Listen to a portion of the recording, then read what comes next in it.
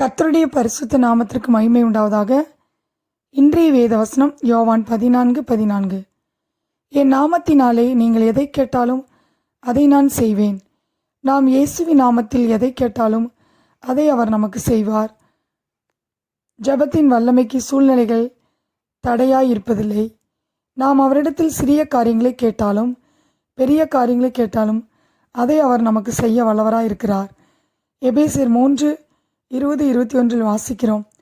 நாம் வேண்டிக் கொள்கிறதற்கும் நினைக்கிறதற்கும் மிகவும் அதிகமாய் நமக்குள்ளே கிரியை செய்கிற வல்லமையின்படியே அவர் நமக்கு செய்ய வல்லவராயிருக்கிறார்.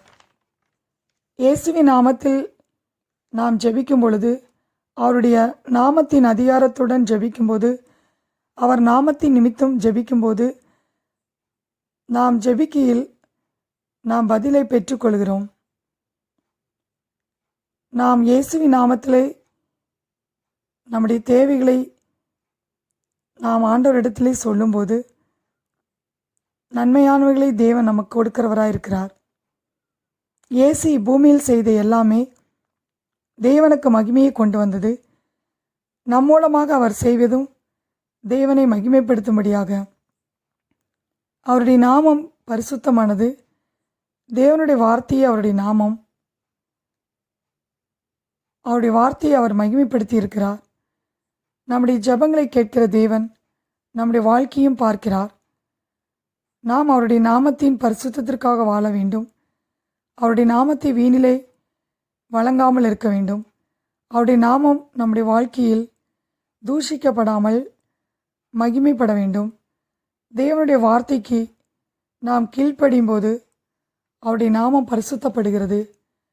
அவருடைய நாமத்தில் நாம் எதை கேட்டாலும் அதை செய்வார். அவருடைய நாமத்தின் மகிமைக்காக நாம் வாழ வேண்டும். அப்போஸ்தலர் 3:1 வாசிக்கிறோம். ஜெப வேலையாகிய 9ஆம் மணி நேரத்திலே பேதுருவும் யோவானும் தேவாலயத்துக்கு போனார்கள். அப்பொழுது தன் தாயின் வயிற்றிலிருந்து சப்பானியாய் பிறந்த ஒரு மனுஷனை சுமந்து கொண்டு வந்தார்கள். தேவாலயத்திலே பிரவேசிக்கிறவர்களிடத்தில் பிச்சை கேட்கும்படி நாடோறும் அவனை அலங்கார வாசல் எனப்பட்ட தேவாலய வாசலண்டிலே வைப்பார்கள். தேவாலயத்திலே பிரவேசிக்கப் போகிற பேதுருவையும் யோவானையும் அவன் கண்டு பிச்சை கேட்டான். பேதுருவும் யோவானும் அவனை உற்று பார்த்து, எங்களை நோக்கிப்பார் என்றார்கள். அவன் அவர்களிடத்தில் ஏதாகிலும் கிடைக்கும் என்று எண்ணி அவர்களை நோக்கி பார்த்தான். அப்பொழுது பேதுரு, வெள்ளியும் பொன்னும் என்னிடத்தில் இல்லை, என்னிடத்தில் உள்ளதை உனக்கு தருகிறேன். நசரேயனாகிய இயேசு கிறிஸ்துவின் நாமத்தினாலே நீ எழுந்து நட என்று சொல்லி வலது கையினால் அவனை பிடித்து தூக்கிவிட்டான். உடனே அவனுடைய கால்களும் கரடுகளும் பலன் கொண்டது. அவன் குதித்தெழுந்து நின்று நடந்தான். நடந்து குதித்து தேவனை துதித்து கொண்டு அவர்களுடனே கூட தேவாலயத்திற்குள் பிரவேசித்தான். பிரியமானவர்களே, ஆண்டவருடைய நாமத்தை சொல்லும்போதே ஆண்டவர் அற்புதங்களை செய்கிறார். அவருடைய நாமத்தினாலே நாம் விசுவாசத்தோடு கேட்கிற ஒவ்வொரு காரியங்களையும் நாம் பெற்றுக்கொள்கிறோம். அவருடைய நாமமே நம்முடைய வாழ்க்கையிலே அற்புதத்தை கொண்டு வரும்.